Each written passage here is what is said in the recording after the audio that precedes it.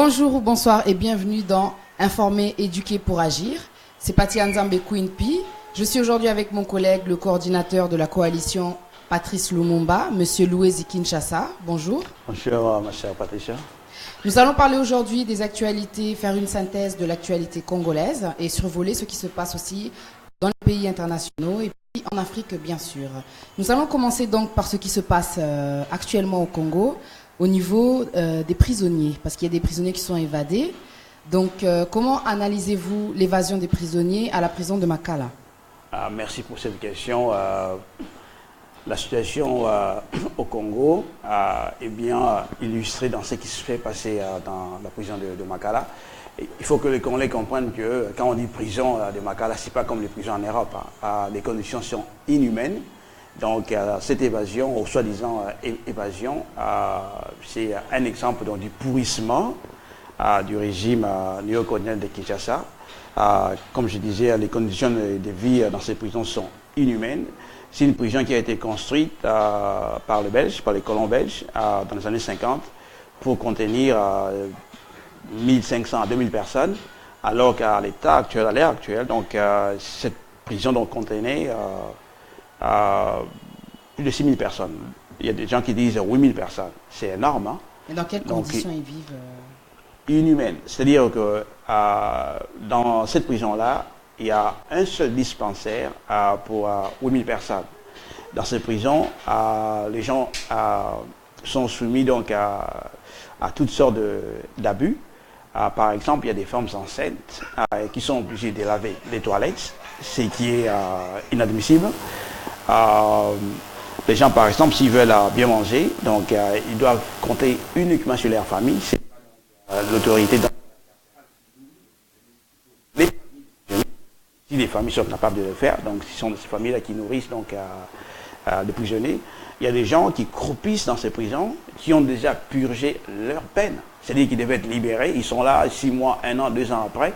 Il y a des gens qui sont dans ces prisons-là, qui n'ont même pas été jugés. Hein. Donc ils n'ont jamais été devant des tribunaux, des magistrats, tout ça, et qui sont donc dans ces prisons-là, dont les conditions de vie sont donc déplorables, c'est inadmissible. Hein. Si vous parlez à toute personne qui a fait la prison de Makala, c'est en fait, il y a au moins 8 personnes qui meurent chaque semaine.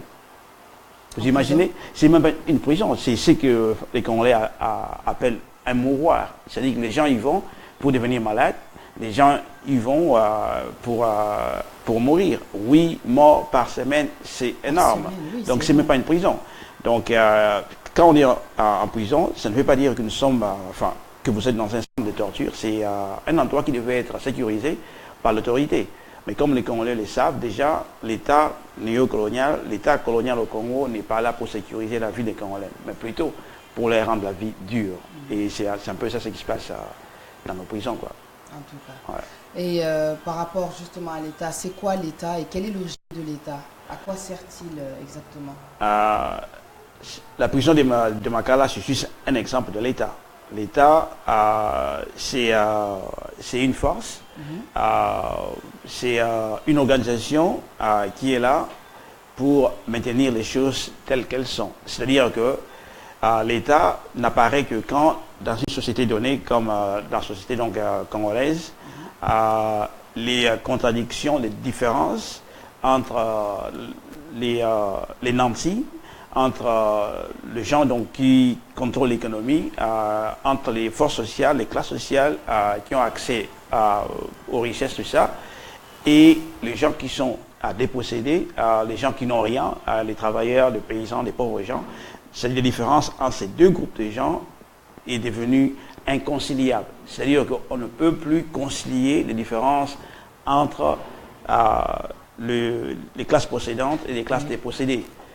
À ce moment-là, on a besoin d'un État pour maintenir les choses telles qu'elles sont, pour empêcher les pauvres d'en découdre avec les riches. Parce que les riches sont riches parce qu'ils prennent tout chez les pauvres. Les gens sont pauvres parce que les riches ont tout volé. Donc, c'est un peu ça. Donc, l'État, c'est pas une organisation neutre. C'est une organisation qui est là pour imposer la politique, l'ordre dans une société donc injuste, parce que l'ordre l'ordre social au Congo, c'est un ordre social injuste. C'est un ordre social qui a été créé par la colonisation. Or, la colonisation, c'est un ordre politique et économique injuste. Donc, l'État est là pour maintenir les pauvres à leur place. On utilise le terme de statu quo. Donc, et l'État, c'est quoi? L'État, c'est l'armée. L'État, c'est la police. L'État, ce sont les magistrats. Ce sont les prisons. C'est une forme donc, de violence contre les pauvres. Donc l'État n'est pas là pour résoudre les problèmes des pauvres, mais plutôt l'État est là pour maintenir les pauvres à leur place, pour empêcher les pauvres. Non, l'État n'est pas là pour servir à tout le monde. Même si l'État a des tâches comme maintenir les routes, construire des écoles, etc. Mais la première fonction de l'État, c'est garantir les pouvoirs politiques et économiques des riches, des classes possédantes contre les pauvres. Donc elle est là pour les pauvres. Si on regarde bien, elle est là pour les riches. Absolument. Et elle est là pour que les riches restent riches et les pauvres restent pauvres alors. Absolument. Ça, Absolument. En fait, la prison de Makala a été construite pour faire quoi? Pour contenir la résistance congolaise contre les colons belges. C'est-à-dire que le Belge qui était là, ils savaient qu'ils sont là pour piller, pour voler, pour transférer nos ressources vers la Belgique. Ils comprenaient ça. Mais pour empêcher les Congolais de revendiquer leurs droits, le droit de contrôler leur pays, de contrôler leur destin, ils ont construit l'État, ils ont imposé l'État. C'est l'État qui nous force à faire ce qu'on ne veut pas faire. C'est un peu ça l'État. L'État décide de vous faire payer des impôts. Si vous refusez, qu'est-ce qu'on fait? On envoie la police chez vous, on vous arrête, on vous met en prison. C'est-à-dire l'État vous force de faire ce dont vous ne voulez pas faire. Donc c'est ça. Donc, et l'État est au service de la classe des possédants. Bien sûr. La classe des riches. Donc l'État, c'est la dictature au Congo. Absolument. L'État est là pour imposer la volonté des classes possédantes. Donc au Congo, on dit les évoluer. Nous, on utilise un terme, la petite bourgeoisie congolaise. Donc l'État est au service de cette classe-là. Mais là, ce qui s'est passé, cet événement-là, Namakala, montre en fait qu'il y a une faille au niveau de la sécurité. Du coup, l'État a pris un coup. C'est-à-dire que ça montre que, on va dire peut-être au niveau effectif de la police dans la prison de Makala, il n'y avait pas assez de policiers ce jour-là, ou alors la police est faible. Je ne sais pas que penser exactement de ce qui se passe. Ça montre en fait qu'il y a une faille, il y a une petite faiblesse à ce niveau-là, quoi. Mais je pense aussi qu'au niveau de la sécurité de la police, l'image de la police a pris aussi un coup, du coup. Absolument. Pour tous les Congolais et pour l'opinion internationale. Pour l'opinion internationale, c'est clair que l'État congolais, c'est un État qui n'a pas de crédit. Il est discrédité parce que la fonction de l'État, c'est à travers les prisons, c'est de sécuriser, contenir et sécuriser les prisonniers. Or, l'État congolais n'est même pas capable de contrôler, de sécuriser les policiers. Il y a ça aussi. Il y a aussi un autre aspect qui démontre le pourrissement de l'État néocolonial au Congo. On sait que l'État néocolonial au Congo est incapable d'organiser des élections. Donc, non seulement il est incapable d'organiser des élections, il est incapable de protéger les frontières du Congo, il est incapable de protéger la vie des Congolais, il est incapable de créer des emplois, il y a un chômage très fort. Ça, il fait qu'on commence à se rendre compte que c'est un État pourri, quoi, en état de décomposition. Désormais, donc ça, on le voit. Maintenant, qui a organisé cette évasion? Est-ce que ça a été fait avec la complice de l'État? Si c'est le cas, dans tous les cas, ça démontre une crise. Une crise que les dirigeants en place semblent être incapables de contrôler. Ça qui fait que nous sommes dans une situation où si, par exemple, ce qui nous intéresse, c'est que si l'évasion était une évasion organisée par les forces de libération pour libérer les prisonniers politiques et tout, on dira que ça fait partie du processus de libération. Alors que ce n'est pas le cas. Nous voulons voir la crise du Congo, c'est-à-dire c'est terminé, mais elle doit être résolue en faveur de la démocratie, en faveur du peuple. C'est-à-dire que chaque fois qu'il y a une crise, et le peuple intervient, et ça rend le peuple fort, ça réconforte la confiance du peuple en lui-même. Donc, des choses comme ça. Alors que cette crise-là, c'est pas en quoi cette crise-là profite au peuple. Est-ce que cette crise-là a renforcé les capacités des Congolais? Pas du tout. Parce que le peuple n'a pas participé à cette évasion. Donc, pour l'instant, on ne sait pas encore qui a organisé l'évasion de cette crise-là. Donc, c'est un peu dans ce sens-là. Et donc là, à cette heure-ci, là où nous parlons, est-ce que tous les prisonniers seraient à l'extérieur, vraiment? Est-ce qu'il reste certains prisonniers à l'intérieur? On ne sait pas, parce que le ministre, soi-disant, de la justice, enfin, on ne peut même pas dire ça, parce que Tamboué Mwamba, il n'est pas un ministre de justice, il n'y a pas de justice au Congo. Oui. Donc, il n'y a pas d'information. On ne sait pas exactement quel est le nombre de personnes qui est resté en prison. Ce nombre-là, on ne les connaît pas. Quel est le nombre de personnes qui est parvenu donc à s'échapper? On ne le sait pas. Est-ce que, par exemple, Mwanda Nsemi est toujours en prison? Non, pas toujours en prison, parce qu'il est en sécurité quelque part. On ne le sait pas. Il est en vie. On ne le sait pas. C'est-à-dire que les régimes en place ne rendent pas des comptes aux Congolais. Non seulement ils ne rendent pas des comptes aux Congolais, ils ne se sentent pas obligés de nous rendre des comptes. Et là, ils mentent. avec les élections. Absolument. Donc là, les Congolais ne savent pas. Et en plus, ce qui me dérange le plus, il me semble que les gouvernements en place, les régimes en place, utilisent cette évasion, soi-disant évasion, pour rafler des jeunes. On arrête des jeunes à travers Kinshasa. Oui. Soi-disant, ils ont l'air d'être prisonniers, alors que la plupart des jeunes au Congo qui n'ont pas d'emploi, qui n'ont rien, qui vivent dans des conditions terribles, ont l'air pauvres. C'est normal. Quand on est pauvre, on a l'air pauvre. Donc, absolument. Donc, et là, ils arrêtent pas mal les jeunes. Et il semble qu'il y a une tendance à utiliser cette évasion-là pour rafler des jeunes de Kinshasa et les mettre en prison. Ou les éliminer, je ne sais pas. Mais ce qui est sûr, c'est une attaque contre la résistance de l'intérieur. Parce que qui constitue la force de résistance au Congo? Ce sont les pauvres à Kinshasa. Ce sont les pauvres jeunes. Donc, arrêter ces jeunes-là, c'est attaquer directement la résistance. Ce qui fait que nous qui sommes à l'extérieur, nous devons nous mobiliser, alerter l'opinion internationale, mobiliser l'opinion internationale en faveur de ces jeunes-là pour qu'on les libère, pour que les régimes, l'État, par ces jeunes-là. Mais ce qu'il faut rappeler, c'est que pendant l'évasion, les dossiers des prisonniers ont été brûlés. C'est-à-dire qu'ils arrêtent des gens sans savoir leur identité. Il y a vraiment une faille. Ce qui se passe là, est-ce qu'on peut appeler ça un coup d'État?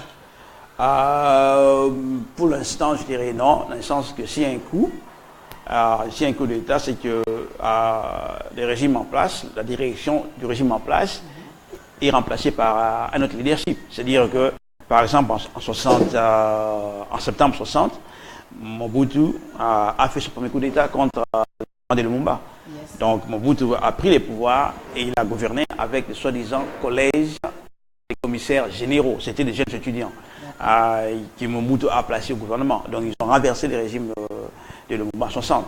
Et Mobutu a fait un deuxième coup d'État en 65 contre le président Kasavubu. Et le premier ministre, c'était, je crois, Moïse Tshombe. Non, c'était pas Moïse Tshombe, c'était Évariste Kimba. Et ils l'ont remplacé. Donc il y a un coup d'État dans ce sens-là. Alors Kabila est au pouvoir avant l'évasion. Kabila est toujours en pouvoir après l'évasion. Donc il n'y a pas de coup d'État comme tel. Mais il y a crise. Par rapport à tout ce qui se passe, on se demande alors pour qui est la démocratie?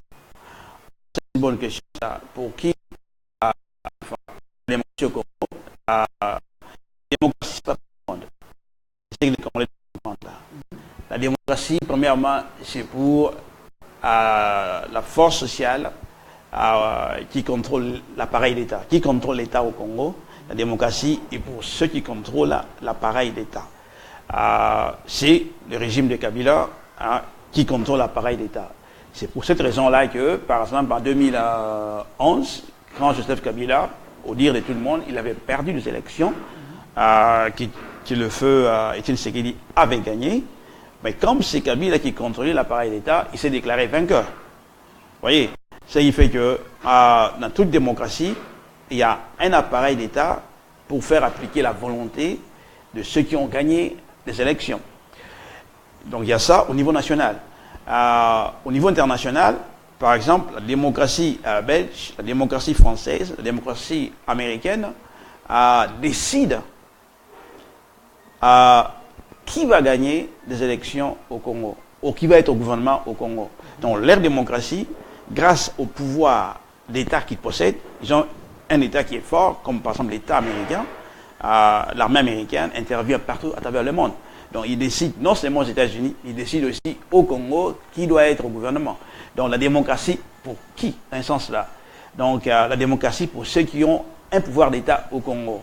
Qui a un pouvoir d'État au Congo? Qui a une influence grâce au pouvoir d'État au Congo? Le Rwanda, l'Angola, les États-Unis, la France, la Belgique, Israël, tous ces pays-là ont une influence, ils peuvent agir au Congo. Ils peuvent influencer les élections au Congo. Ils peuvent décider qui doit... Absolument. La démocratie, c'est pour ceux qui ont un pouvoir d'État. Nous, les Congolais, nous pensons que la démocratie, c'est aller tout simplement aux élections et choisir. Ce n'est pas suffisant. On a choisi le Lumumba en 60. Mais les Belges, les Américains et les Occidentaux ont dit le Lumumba a gagné les élections, oui, mais nous ne voulons pas le Lumumba au gouvernement. Ils l'ont renversé. Ils ont mis à Mobutu et Mobutu s'est imposé. Pourquoi? Parce que Mobutu avait le contrôle de l'appareil d'État grâce au soutien des Occidentaux. Pareil, Kagame fait ce qu'il veut au Congo. Pourquoi? Parce que pour Kagame, c'est le pouvoir d'État qui compte. Il a l'appareil d'État, il a le contrôle de l'armée, de la police, du service des renseignements. Kagame contrôle tout ça. Donc, son appareil d'État a une influence jusqu'au Congo. C'est pour ça que Kabila, de temps en temps, non pas Kabila, Kagame, de temps en temps, il dit que l'influence du Rwanda, c'est jusqu'au sommet de l'État au Congo. Donc, il sait de quoi il parle.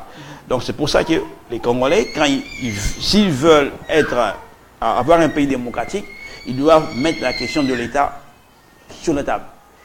Quelle démocratie au Congo? C'est-à-dire, quel type d'État au Congo et qui doit contrôler l'appareil d'État? Et ça, c'est absolument fondamental. Parler des élections sans parler de l'appareil d'État, ce n'est rien comprendre à la démocratie. Un peu ça, et quelles sont donc les relations entre la démocratie et l'État? Comme je disais donc, à tout à l'heure, toute démocratie est une forme d'État. On peut dire qu'en Angleterre, il y a une démocratie parlementaire. Mais la démocratie britannique, c'est aussi une forme d'État. Ils ont un État qui a une influence au Moyen-Orient. L'État britannique a participé à la chute de Kadhafi. L'État britannique est impliqué dans ce qui se passe en Syrie. L'État britannique est impliqué au Rwanda. L'État britannique soutient le budget du Congo. Donc la démocratie, ce n'est pas tout simplement le Parlement. C'est une forme d'État. C'est-à-dire que les gens qui gagnent les élections doivent avoir le contrôle de la société. Ils doivent avoir le contrôle de leurs intérêts. Et pour le faire, ils doivent avoir un appareil d'État qui oblige tout le monde de faire ce que le régime en place vous demande à le faire. Donc, parler de démocratie au Congo, il faut qu'il y ait un État qui défend cette démocratie-là. Alors que l'État qui est en place au Congo ne défend ni le Congo, ni les intérêts du Congo, ni le peuple congolais. Donc c'est un État qui réprime, qui répresse, qui matraque, qui tue, qui harcèle, qui exploite le peuple congolais. Donc pour les Occidentaux, pour les Congolais, pour le gouvernement congolais, des Kabila et ceux qui soutiennent Kabila, pour eux, la démocratie au Congo, c'est un régime qui fait souffrir les Congolais. On peut aller aux élections, mais il faut qu'il y ait à la tête de l'État un État qui est contre le peuple, qui existe aux dépens du Congo. Pour eux, donc il y a deux visions de l'État et de la démocratie. La vision du peuple et la vision de ceux qui contrôlent les Congos. La vision du peuple n'a pas abouti encore. C'est-à-dire que les Congolais qui rêvent de la démocratie, leur vision n'a pas encore abouti.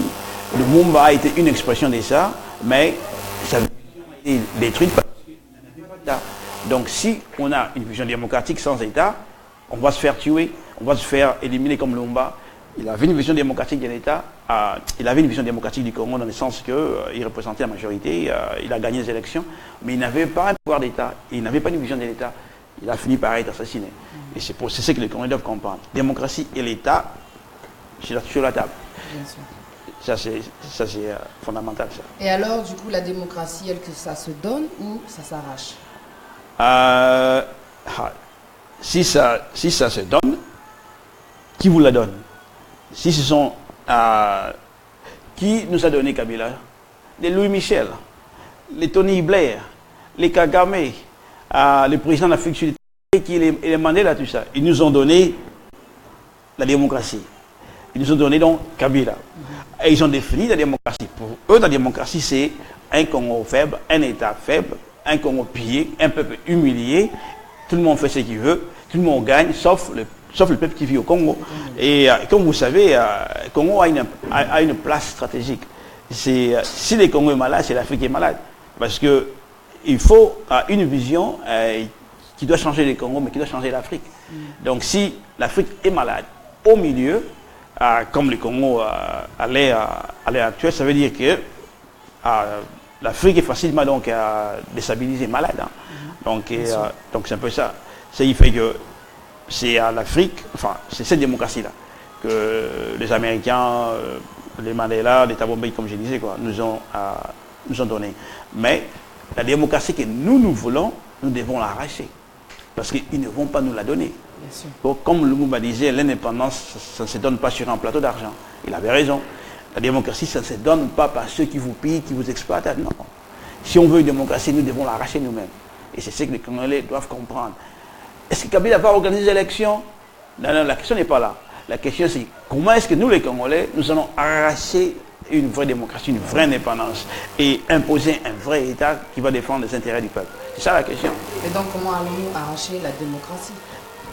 Cela doit être déjà dans la tête des Congolais, que la démocratie, nous devons l'arracher, nous devons la gagner nous-mêmes. Personne n'est pas... Oui, doit être dans la tête. Quelle méthode va être employée? Bon, dans un premier temps, c'est la question des préparations. Pour faire toutes choses, c'est la préparation qui compte. 90%, une bonne préparation, 10% action. Mais préparation, c'est la clé. Alors que l'idée que la démocratie ne se donne pas, n'est même pas dans la tête des Congolais. Donc notre travail pour l'instant, c'est gagner les Congolais à de nouvelles idées, à une nouvelle conception de la démocratie, de l'État, etc. Donc c'est là où nous sommes. Travail de préparation, travail d'organisation. Plus on gagne ce travail-là, plus on gagne ces paris-là, et la tâche d'action va suivre. Mais pour l'instant, préparons-nous, gagnons les idées, gagnons les cerveaux aux nouvelles idées. C'est là où nous sommes maintenant. Et comment les colons belges se sont servis de l'État au Congo? Et les Congolais qui nous regardent se rappellent de Léopold II. Léopold II a causé la mort de 10 millions de Congolais. Il y a 10 millions d'Africains au Congo qui sont morts. Et ceci avant même que Hitler arrive sur la scène. Les gens nous disent comment Hitler est terrible. Mais que les gens nous parlent d'abord comment est-ce que Léopold II est terrible. Parce que Léopold II a massacré plus de Congolais que Hitler a massacré des Juifs. Vous voyez, 10 millions, c'est énorme. Et comment? Il nous coupait le main, il nous obligeait à récolter dans du caoutchouc, notre caoutchouc chez nous. Il nous oblige à récolter du caoutchouc dans la province de l'Équateur, une partie du Bandundu, dans les Kasaï, dans la province orientale, tout ça, là où il y a la forêt, tout ça. Et si on amène passer du caoutchouc, ils coupent la tête, ils coupent le pénis des hommes, ils prennent des enfants, des bébés, ils arrachent des bébés de main de leur maman et ils les abandonnent donc sur le chemin comme ça, et les bébés donc allaient mourir de faim sans leur maman. Vous imaginez, arracher des enfants des mains de leur maman, etc. Et ils nous chicotaient pour un rien, ils nous massacraient pour un rien. Écoute, quand ils donnaient des munitions aux soldats, les soldats devaient donner la preuve que chaque munition a été utilisée à bon escient, quoi. Donc pour une balle qui a été utilisée, on ramenait une main coupée, ou une oreille coupée, ou un nez coupé. C'est incroyable. Et il n'y a même pas une journée historique pour commémorer les 10 millions de morts au Congo. C'est inacceptable, ça. C'est inacceptable. Et le Belge, ceux qui faisaient ça, ouais. C'était aussi des Congolais, des soldats congolais à l'époque? Les commandements, c'était des blancs, mais ils indoctrinaient non seulement les Congolais, les Africains. Hein. Il y a des Africains qui sont venus de la Sierra Leone, Tanzanie, etc., de différents pays d'Afrique, et qu'on paye au comptant. Donc si vous amenez des récoltes satisfaisantes, on vous paye. Et donc, tout ça, c'est pour mettre dans la tête des gens que le Congolais n'est rien, ne vaut rien. Bon, disons que les Congolais... C'est d'autres Africains qui font ça, les Congolais. Bon, on disons... leur a inculqué quelque part que le Congolais ne vaut rien. Bon, disons que... Une balle, une main ou une oreille. Bon, dans ces premiers temps, ce qui a intéressé le Belge, c'est nous forcer à travailler pour eux. Et les Congolais ne voulaient pas travailler pour eux. Ça y fait que le Belge, dans un premier temps, ils ont organisé une force, une armée, composée à des gens qui n'étaient pas du Congo. Parce que ces gens-là, comme ils ne sont pas du Congo, ils ne peuvent pas fuir, ils ne peuvent pas communiquer avec les Congolais facilement. Ils ont utilisé ça. Mais quand ils se sont rendus compte que c'est facile de prendre des Congolais dans un coin reculé, ils les amenaient par exemple en Équateur, s'ils ne sont pas du coin, amener des jeunes de 10 ans, les arracher de leur famille, les amener dans un endroit, par exemple à Boma, les former à Boma et les amener en Équateur comme soldats. Donc ils ont utilisé plusieurs tactiques pour créer une armée pour nous forcer à produire pour eux. Bon, ça a pris du temps, ils ont réussi donc à le faire, ils ont indoctriné l'armée. C'est cette mentalité-là, que les civils sont des animaux. C'est comme ça qu'ils ont indoctriné l'armée. Quelqu'un qui est dans l'armée, après une bonne année, enfin plusieurs années d'indoctrination, n'a pas pitié de son propre peuple. Il est indoctriné, quoi. Il fait ce qu'on lui demande de faire. Oui, et puis, quand on est colonisé, si on ne fait pas ce qu'on nous demande de faire, on vous punit aussi. Donc, et puis, on donne aussi des avantages à ces soldats-là. Donc, on leur permet de faire ce qu'ils veulent. Ils veulent violer les femmes. Ils peuvent violer les femmes. Ils peuvent faire ça et ça. On leur permet de faire aussi des choses qui ne pouvaient pas faire dans un pays normal, dans une société normale. Donc, c'est un peu ça. Et quelle est la différence entre l'État colonial et l'État néocolonial? Bon, on dirait que il n'y a pas vraiment de différence fondamentale. Parce que l'État néocolonial, c'est un État colonial aussi. Mais c'est un nouveau État colonial. C'est un État colonial sous une nouvelle forme. L'État colonial est directement dirigé par les Blancs. Les généraux sont des Blancs. Les officiers sont des Blancs. Et les soldats donc, du terrain, c'est des Noirs. Alors que dans l'État néocolonial, les officiers et les soldats subalternes, les hommes du terrain, sont tous des Noirs. Donc les commandements maintenant sont noirs. C'est la seule différence. Mais est-il que leur fonction reste la même? C'est quoi la fonction de l'État au Congo? C'est maintenir le Congo comme une nation dominée par les nations dominantes, opprimantes de l'Europe, de l'Occident, etc. C'est ça le rôle de l'armée. L'armée au Congo n'est pas là pour protéger la population congolaise. L'armée au Congo n'est pas là pour s'impliquer dans des grands travaux de développement économique ou de développement agricole, des choses comme ça. L'armée n'est pas là pour construire des ponts pour le pays. L'armée est là pour maintenir les Congolais à leur place, pour contenir les Congolais. Et l'armée, c'est la force essentielle de l'État. Donc on a des prisons, comme on avait dit, les magistrats, les tribunaux, tout et tout, mais l'armée, c'est la pièce essentielle de l'État. Et quelle est alors la responsabilité des Congolais par rapport à l'État colonial aujourd'hui? Néocolonial, pardon. Ça nous renvoie aux premières questions que tu avais posées, la démocratie, pour qui c'est quoi l'État, tout ça. C'est nous qui sommes encore vivants, nous les générations actuelles, nous les forces combattantes, les forces vives actuelles, nous avons pour mission de débarrasser le Congo de cet État-là. Il faut remplacer l'État néocolonial qui se trouve en place par un État populaire, par un État qui est l'expression du peuple congolais organisé qui se bat pour le droit à l'autodétermination, c'est-à-dire le droit de contrôler notre destin, le droit d'avoir une économie qui produit pour l'Afrique, non pas qui produit pour l'Europe, pour l'Occident, mais qui produit pour nous-mêmes, pour nous les Africains, tout ça. L'État d'avoir le droit d'avoir un État qui est là pour protéger nos vies, non pas un État qui est là pour prendre nos vies. Donc ça, c'est notre responsabilité d'exiger cet État-là, de faire tout pour que l'État actuel doit être pas réformé, démantelé, détruit, remplacé par un nouvel État. Si on veut un Congo nouveau, il nous faut un État nouveau. Si il y a un Congo nouveau, il n'y a pas un État nouveau, ce n'est pas un Congo nouveau. Oui, mais comment on peut faire alors dans ces cas-là, vu que quand même il y a eu l'année passée l'interdiction des élections, enfin le glissement on va dire. Comment est-ce qu'on va faire pour pouvoir changer les choses concrètement face à cet État, face à cette démocratie-là, face à l'imposition?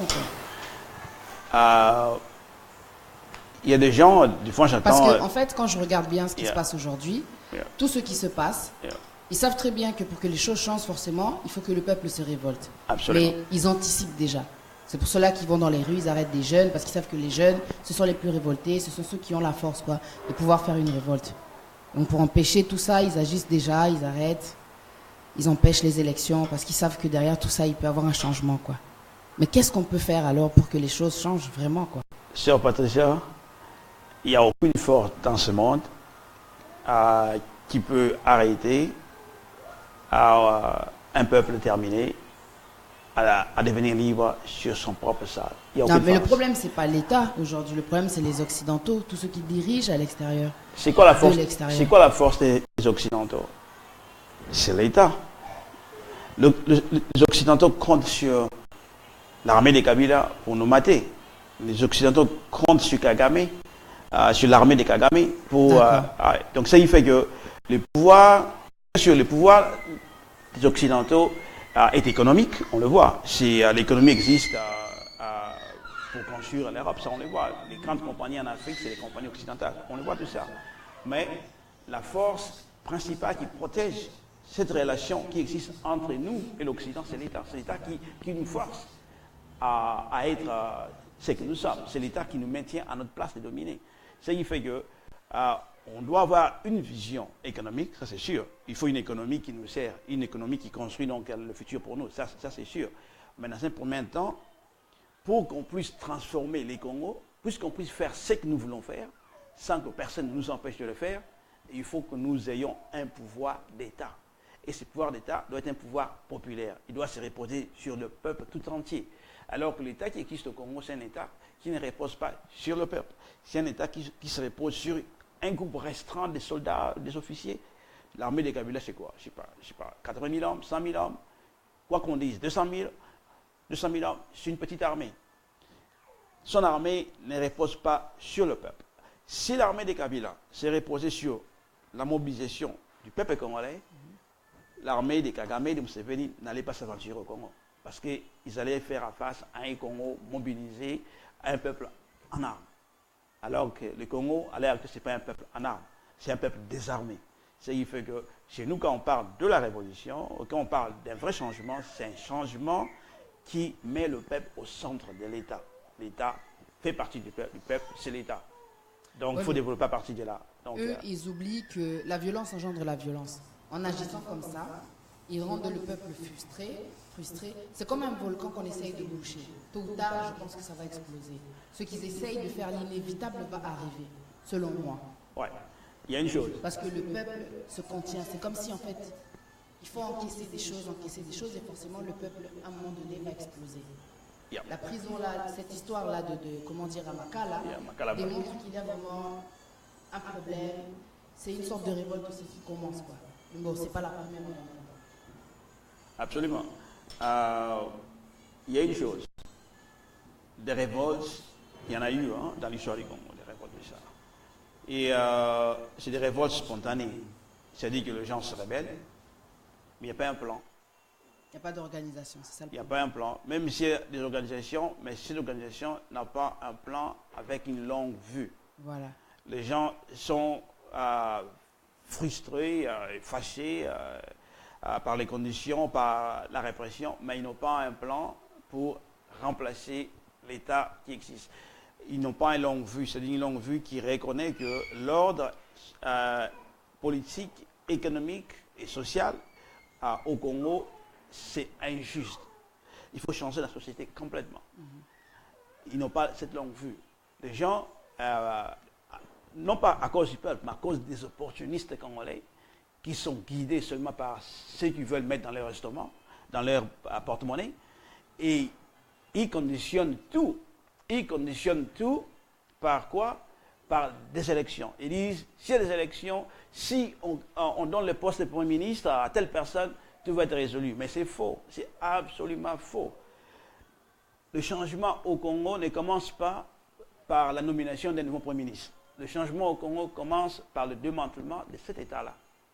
Et son remplacement par un État populaire, un État du peuple, un État qui mobilise chaque fils et fille du Congo. Bien sûr.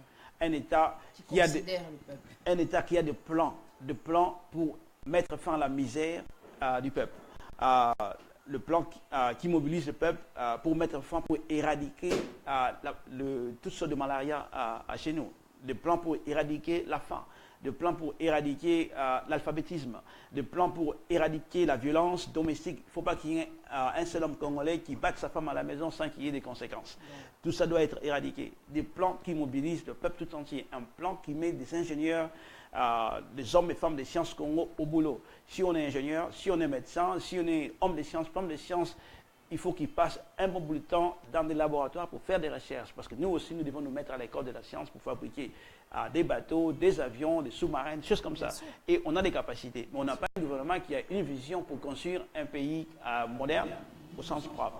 Ça y fait que quand on parle donc des changements au Congo, il faut qu'il y ait un État populaire, un État révolutionnaire, si je peux dire. C'est comme ça. Passons maintenant aux actualités internationales. La tournée de Donald Trump au Moyen-Orient, particulièrement en Arabie Saoudite et en Israël. Comment comprendre l'achat en fait, d'armes pour une valeur de 100 milliards de dollars et l'investissement saoudien aux États-Unis pour une valeur de 200 milliards? Nous insistons pour que les Congolais comprennent pourquoi on parle de choses qui se passent pas comme on parle là de ce qui s'est passé en Arabie Saoudite, parce que c'est un seul marché économique, hein, c'est un seul système économique, tout est connecté.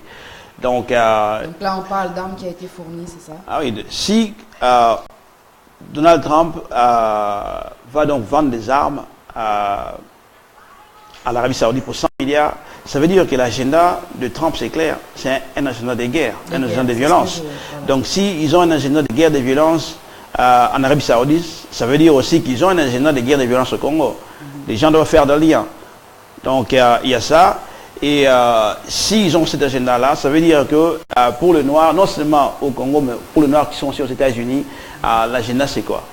C'est des armes. Les armes, c'est pas répondre au problème le plus pressant du peuple. C'est répondre aux besoins d'une minorité qui dirige le gouvernement américain, de la classe possédante. Hein. Donc on appelle ces gens des impérialistes. Et leur agenda est clair, c'est un agenda de guerre. Et en plus, dans le même contexte, on voit le président donc, américain visiter donc, Israël, tout ça. Et en même temps, en Israël, il y a un problème donc, qui n'est pas résolu. C'est-à-dire que cette terre-là qui appartient aux Palestiniens a été volée par les Israéliens. Et on voit Donald Trump supporter les régimes monarchiques en Arabie Saoudite, qui est un régime antidémocratique. Dans ce pays-là, les femmes n'ont même pas le droit de conduire. Vous imaginez, au XXe siècle, les femmes n'ont même pas le droit de conduire une voiture et les femmes n'ont même pas le droit de se promener seules dans la rue. Il faut qu'elles soient accompagnées d'un homme, de leur mari ou de leur frère, mais d'un homme. C'est incroyable. Ils n'ont même pas d'aller au boulot. Mais c'est fou ça. Et c'est le régime qui est le meilleur ami des États-Unis. Donc, et en plus, Donald Trump, c'est un menteur. Il a dit que lui, une fois qu'il arrive au pouvoir, il va travailler donc pour la paix au Moyen-Orient. Mais si on va vendre des armes comme ça, donc il n'y a pas de changement. Sa politique, c'est la même politique d'agression, politique de propagation. Donc il n'y a rien de neuf. Le discours de Trump appelant les musulmans à prendre le leadership de la lutte contre le terrorisme. Ça, c'est l'hypocrisie. Les gens doivent être habitués à comprendre comment est-ce que les dirigeants occidentaux fonctionnent. Ils disent une chose et ils font une autre. Ils annoncent une chose et ils font autre chose. Donc, c'est clair que quand il dit, il fait un appel aux dirigeants du Moyen-Orient, enfin des pays arabes, pays musulmans, à combattre le terrorisme, alors que les États-Unis sont responsables du terrorisme dans leur coin. Par exemple, ils interviennent militairement en Syrie. Syrie, c'est un pays indépendant.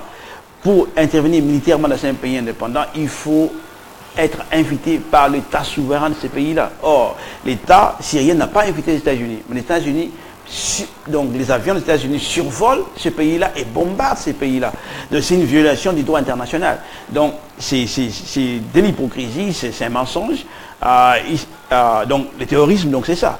Et en plus, quand ils bombardent en Syrie, ils bombardent des gens qui sont du côté du gouvernement. Et tout le monde sait que si on bombarde les gens qui sont pour le gouvernement, c'est-à-dire qu'on soutient les gens qui sont contre le gouvernement. Or, qui sont contre le gouvernement en Syrie? Ce sont des soi-disant terroristes, des djihadistes. Donc, le gouvernement américain soutient les djihadistes en Syrie. Donc, c'est clair, là. C'est clair. Ils sont pour le terrorisme. Et bon, on verra avec le temps si réellement Donald Trump est sérieux, et si son gouvernement va mettre fin à la coopération, au soutien de Daesh, de l'État islamique, tout ça. On verra si c'est vrai. Mais on verra. L'État nous le dira, quoi. En tout cas. On va passer maintenant aux actualités africaines. Alors, que fait l'armée française au Mali? Et quelle est la signification de la première visite d'Emmanuel Macron au Mali, où il a dit vouloir poursuivre et accroître l'investissement français dans l'opération Barkhane? Première chose, c'est pour nous, enfin pour tous les Africains, pas seulement pour les Congolais, pour tous les Africains. Je prends le Congo comme un exemple. Comment ça se fait que les Français ont des intérêts au Mali? Alors, nous qui sommes des Africains, nous qui venons du Congo, nous n'avons pas d'intérêt au Mali. J'arrive pas à comprendre ça. Comment est-ce qu'un pays qui n'est pas un pays africain, qui est en dehors de l'Afrique, a des intérêts? Quel intérêt? Pourquoi eux ont des intérêts en Afrique? L'Afrique, nous sommes chez nous en Afrique. Et les Congolais, les Africains qui nous écoutent doivent s'interpeller sur ça. Ce serait normal que les pays africains, les pays voisins, pour commencer, le Sénégal, le Niger, le reste, ont des intérêts au Mali, alors qu'ils n'ont pas d'intérêt. Mais la France a des intérêts. Et la France, si on a vu les discours de Macron, la photo de Macron, Macron invite l'Allemagne à participer à cette opération Barkhane au Mali. Comment est-ce que la France, qui est un pays étranger, chez nous en Afrique, invite un autre pays étranger de venir l'accompagner en Afrique? Ça ne va pas, non? Ça ne va pas du tout.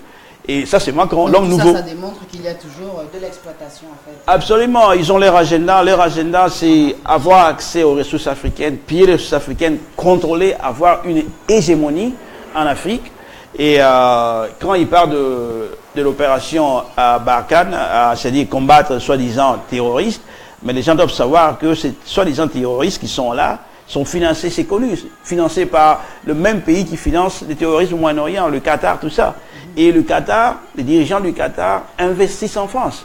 Donc, le même dirigeant du Qatar qui investissent en France, qui supportent les soi-disant donc djihadistes, terroristes, tout ça, sont des amis de la France.